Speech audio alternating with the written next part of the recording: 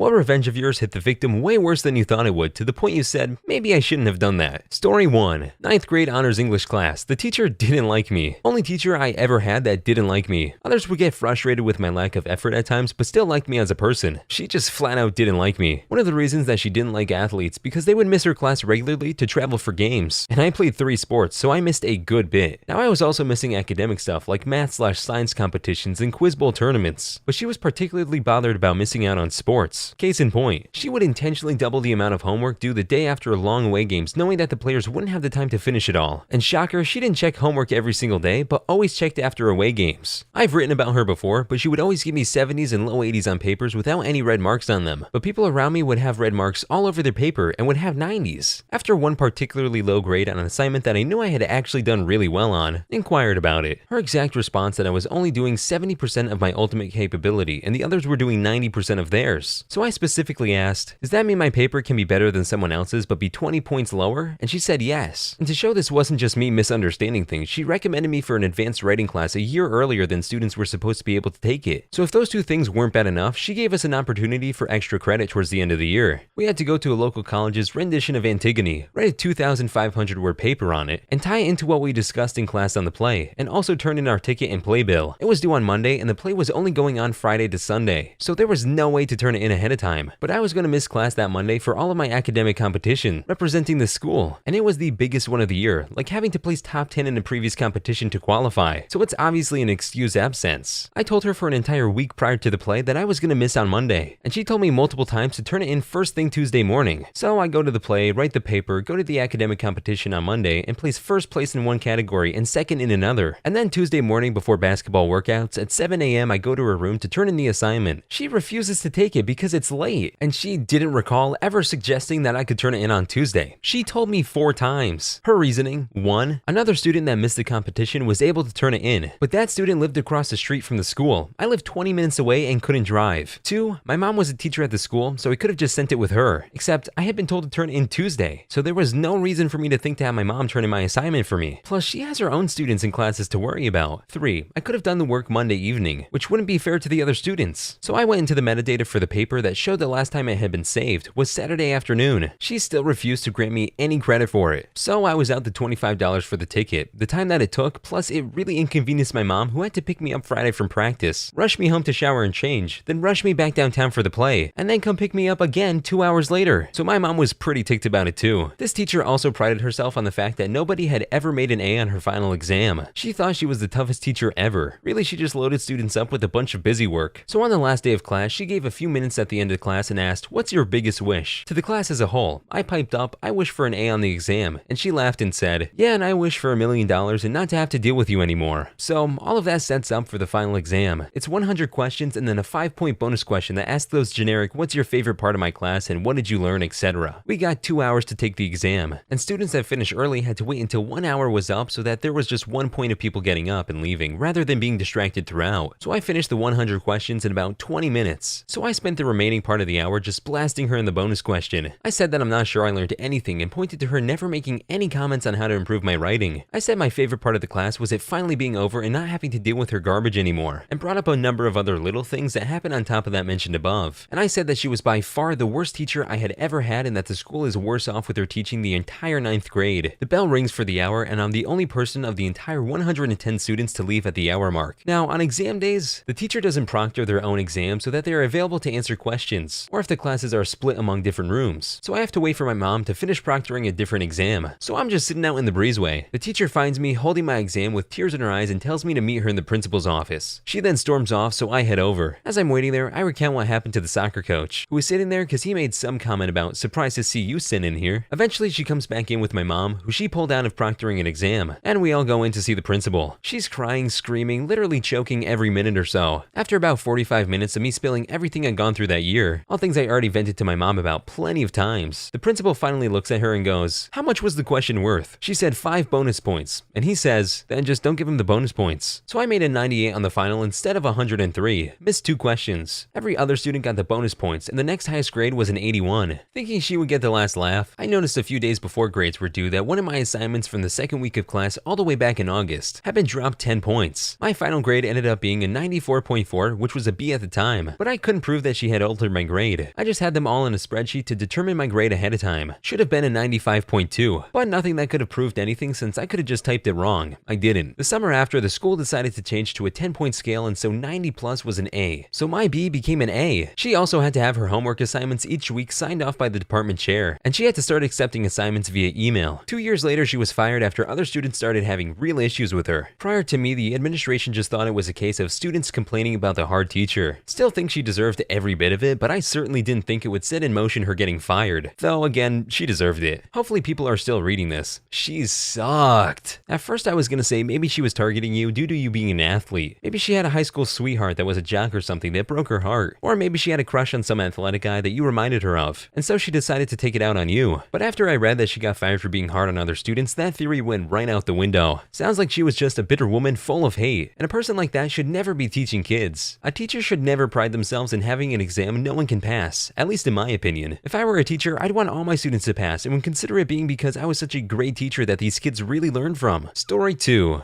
This one wasn't really a planned revenge, but it's one I still feel guilty about whenever I think about it. When I was a kid, I was extremely easy to scare with jump scares, and I hated them. I would always enter fight or flight mode whenever something jumped out at me, and then I'd be mad as heck afterward. When my buddies caught on to this, they made it their business in life to jump out at me and scare me any chance they got. Despite my hate of being scared, I was a huge fan of Halloween, and I had a Halloween party every year, either close to or on the big day. Naturally, this was the night when all my friends would do their darndest to scare me so bad that I would bolt and run. They succeeded a few times when we were all under 9 years old, but something shifted in me the year I turned 10, and none of us knew it until it was too late. As usual, I had my big Halloween party. As usual, all my buddies were there, and as usual, one of them wanted to try and scare the pants off me. About midway through the evening, I went down the hall to use the restroom, and while I was in there, my friend, I'll call him Aaron, scampered down the hall after me and hid in a darkened doorway. I came out of the restroom, started down the hall, and Aaron jumped out at me and grabbed my arm. Ordinarily, something like this would have made me bolt like a little chicken poop, but for some reason that night, the flight side of my fight or flight got turned off. The moment he grabbed me, I whirled and punched him square in the face without even thinking about what I was doing. It was all pure instinct, and after impact, I realized what I'd just done and freaked out. Aaron wrenched his mask off and was clutching his face and groaning, or so I thought, and I yelled for my dad, concerned I had really hurt my friend.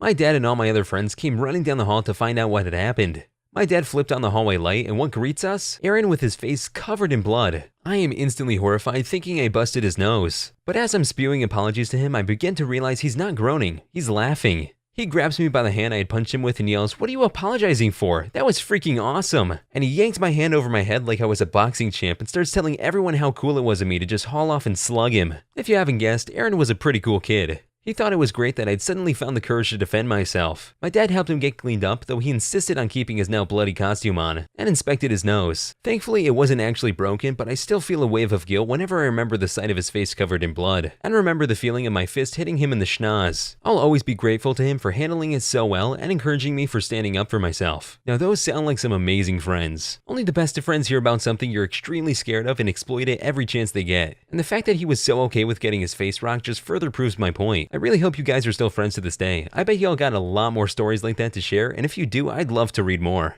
Story 3. Back in my early 20s, I was working a terrible job in the mall. I'd only been working there for about a month when I was promoted to key holder over a guy who started before me. The dude had been a real flake as long as I'd known him, so I wasn't surprised. Apparently he'd been promised the position and was really upset at me. For the next month, he was a huge jerk to me, swiping sales, complaining to the manager about me, slyly freaking up cleaning projects or displays that I had done, and informing the manager that I failed to do something. After a full month of his BS, I eventually snapped. At a few of the local plant nurseries, you can buy jars of ladybugs for $10. I bought 3, which was somewhere between 2,000 and 5,000 ladybugs. I swiped his keys from the break room while I was on lunch, found his cute new Saturn, and dumped all 3 containers on the floor of his back seat. We closed together that night, so we ended up walking out to the parking lot together after dropping the cash off at the deposit box. I was parked further out, so he got to his car before I did, and I was able to get a peek at my handiwork. It looked like something from a horror film. The ladybugs had swarmed the entire inside of his car, and in the dim light you couldn't really tell what they were, only that the car was full on infested with bugs. The dude had a freaking breakdown right there in the parking lot. Just absolutely lost his mind.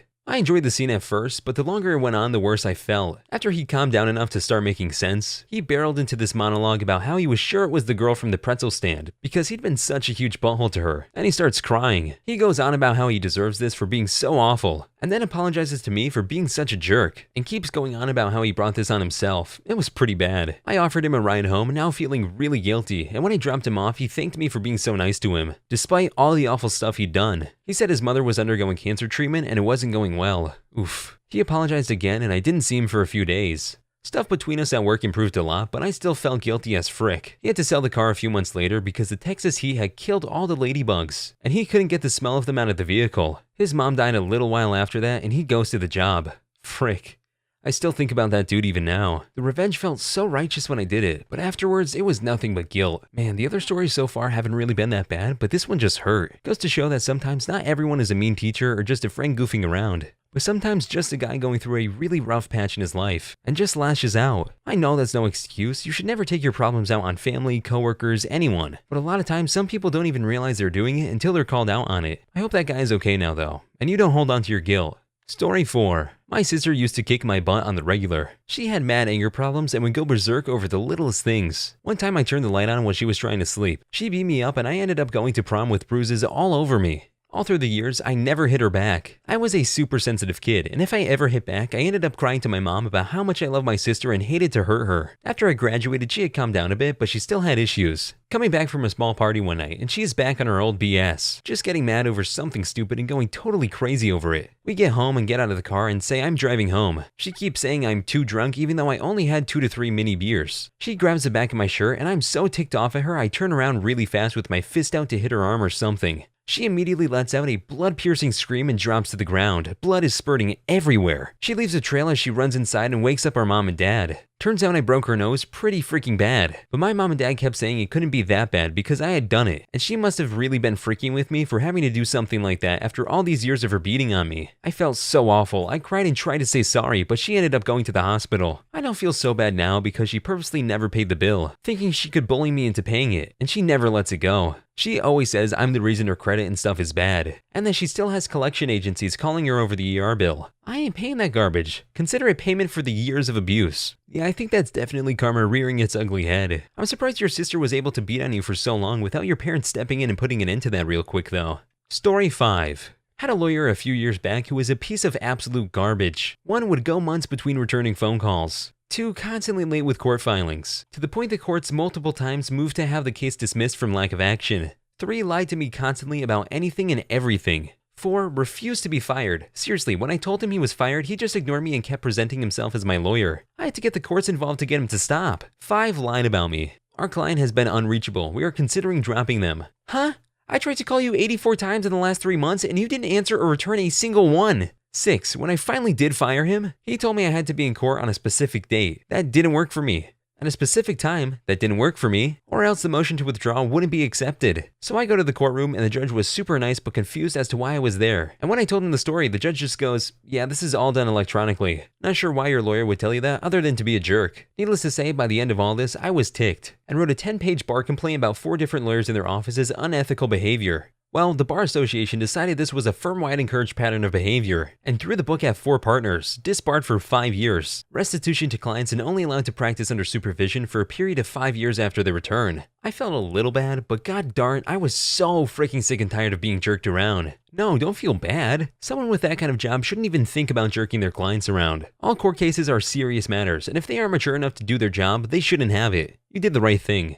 Story 6. In elementary school, there was a bully kid who would make fun of me. I had a bad bowl haircut and was pretty small, so it wasn't surprising. Me and my friends usually just ignored him. Anyway, one day this kid from Brazil moved into the house next to mine. He was a year older and we used to play soccer together every day after school. I mentioned to him once that this kid would call me names and usually while walking home from school would follow behind me taunting me. One day I'm leaving school and this kid is going slowly behind me on his bike shouting stuff. Just dumb kid stuff, you know? A Brazilian kid comes out of nowhere, knocks the kid off his bike and just starts beating him. The bully is on the grass crying and bleeding. A Brazilian kid grabs the bike and gives it to me. You can keep this, and then walks away. I didn't know what to do. I just laid the bike next to the kid and walked home. He wasn't at school for like a week. Later in life, I found that the kid had a really terrible home situation with abusive parents. I was 10 at the time. Always felt bad for that. Quit bullying me though. I still occasionally see that Brazilian guy. Don't think he even remembers it. Cool on him for helping in his way. I just think it went too far. Yeah, a little bit too far, but he had the right spirit. I hope that bully kid is okay though. Sadly, most bullies just have a really rough home life and take it out on other kids. Hopefully things improved or he just got put in a better situation.